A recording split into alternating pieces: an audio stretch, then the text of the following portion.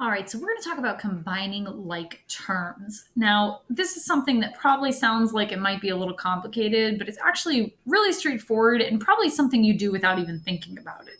Okay, so if I were to give you a pile of things here and ask you what was in this pile, right, you would probably tell me that there's 2 markers and 3 pens, right? You automatically look at this. You don't say, well, there's a marker and another marker, and then a pen and another pen and another pen, right? You look at it and you say, okay, well, these 2 things are like the same sort of thing, and these are the same sort of thing. So your brain automatically groups them. Okay, that's what combining like terms is it's just saying, I've got a bunch of things here that are similar, so I'm going to group them together when I talk about them.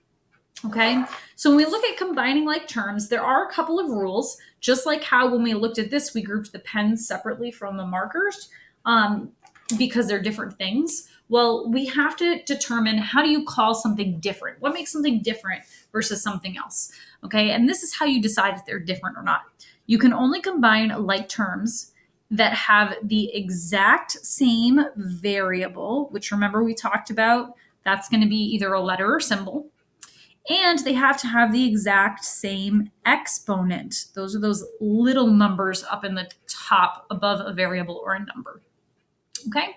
When you combine them together, you add or subtract the coefficients.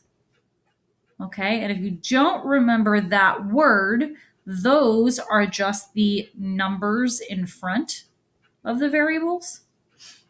Okay, you leave the variable exactly the same, including the exponent.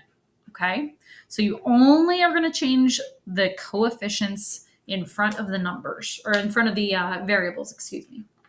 Okay, so let's take a look at these. So here we've got 5x and 7x. These two are like terms. And I know that they're like terms because they have the exact same variable. This one has an x, that one has an x. There's no exponent on this guy, and there's no exponent on that guy. So they are like terms that we can combine because they have the exact same variable and the exact same exponent. All right, so what we're going to do is we're going to add or subtract coefficients. This is a plus sign, so I'm going to add them. 5 plus 7. 5 plus 7 is 12. And then we're going to leave the variable the same. Right now it's an x, so it stays at x. Done. Okay, so that wasn't bad. So let's look at this next one here. So this next one, when I look at these, I've got this minus 2y, which is a like term with this minus 5y, because they both have y's. This one has an x. Well, that's a different variable, so it's not a like term, and I can't combine them together. So when I write my answer, I'm going to start with that positive 4x. That plus sign is just like a positive. And then I'm going to combine together my 2 like terms. So -2 and -5. So 2 fires, 5 more fires. That's going to be 7 fires. And then you leave the variable the same. And that's it. All right, this guy over here. So let's take a look and determine, what do we have that's alike? Well, I've got a 10y here. And over here I've got, oops, I thought that was a y. It's not. My bad. Over here I've got a minus 15y. So those guys are like terms. All right, and then I also have a plus 3z over here and a minus 4z. Those guys are like terms. And you notice how whenever I'm picking these, you always keep the symbol that's in front of it. Okay, you got to make sure you do that. So see how, like this minus sign, I didn't keep the minus sign with the 10y. I keep the minus sign with the 15y because that's what it's in front of. So always keep the sign with the thing it's in front of. All right, then we're going to combine these together. So I've got 10y and 15y. So this is like 10 buckets of water and then 15 fires. So think about that. What's going to happen? 10 buckets of water, 15 fires. We're going to put out a whole bunch of fires. And what's going to be left? 5 fires, right? So I'm going to have 5 fires left over, and you just leave the y the same.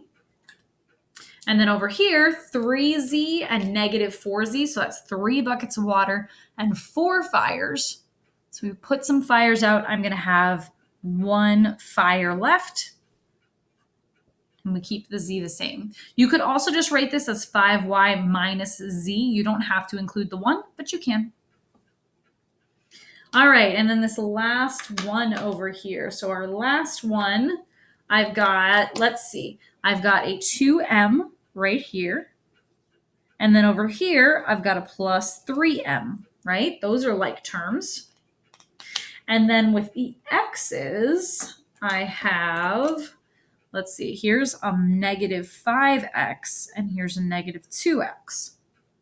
So I'm going to combine those together. 2m plus 3m, 2 buckets of water, 3 more buckets of water, that's 5 buckets of water. Leave the m the same. And then negative 5 and negative 2, so 5 fires and 2 more fires, that's going to be 7 fires. And I leave the variable the same. And that is it. That's how you combine like terms. So again, all this is it's just simplifying how we're writing something. Instead of reading all this stuff off, you can just say this part. It's a lot shorter and faster and easier. Okay, so that's all that we're doing when we're combining like terms.